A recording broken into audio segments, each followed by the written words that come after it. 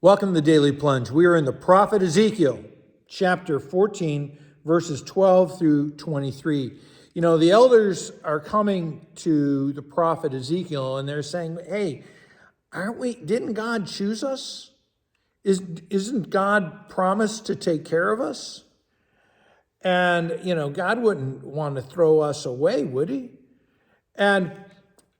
And so part of what Ezekiel's job is to say, well, yeah, he loves you, but you haven't been faithful.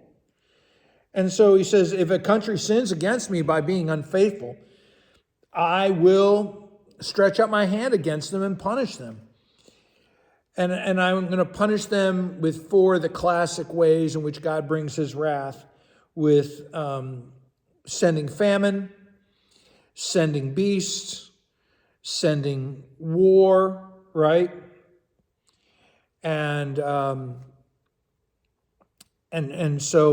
plague, sending sickness. And he says, even if and then he said, well, what if we have righteous people in our midst? Kind of like, you know, they're looking back to Abraham and how that saved out the righteous, try to save people in Sodom. The thing is Sodom didn't have a covenant with the Lord.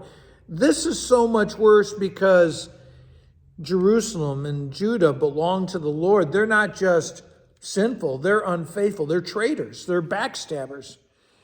And the Lord says, I don't care if you got a Noah, a Daniel, or a Job in your midst who is righteous, their righteousness will not save you. And I think this is a really important concept for us to understand.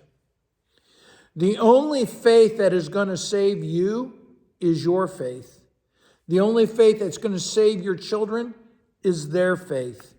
And it goes on and on. This is why it is so critical for us to carry out what God said in Deuteronomy chapter 6, that from the time we get up until the time we go to bed, we're supposed to pass on the faith to our children. And the Lord says, as surely as I live, declares the sovereign Lord, the Lord who is reigning over all of humanity, over all of history, the Lord who is all powerful. Even if Job, Daniel, and Noah were in your midst, they couldn't even save their own daughters or sons, right? Only they alone would be saved. Your sons and daughters will not be saved by your faith. They can only be saved by their own faith. And so he goes on to say, he keeps coming back to this idea that you must have your own faith. And he says, for the sovereign Lord, the God who is reigning, how much worse will it be when I send against Jerusalem my four dreadful judgments, right? Yet there will be some survivors, sons and daughters who will be brought out of. And see, here is God's grace. He's not going to destroy everyone. Those who are righteous, who have not bent their knees or their heads in obedience to false gods, those who continue to love the Lord in spite of all their struggles and sufferings, the Lord will rescue.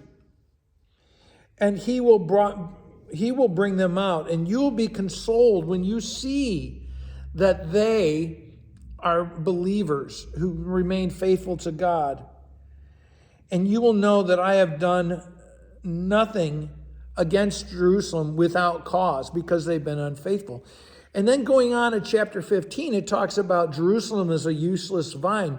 He says, your wood's too soft. You can't build anything out of it. It's too curvy. And it's so bad you can't even hang things on it. The only thing that a vine is good for is producing fruit. And when it doesn't, the only thing you can do with it is use it for fire. And the thing is that the vine of the Lord was planted by God to bear fruit for him, for his glory. And when Jerusalem and Judah is not that faithful vine, then he's going to judge it, condemn it, and burn it. Hey, thanks, friends. Have a blessed day.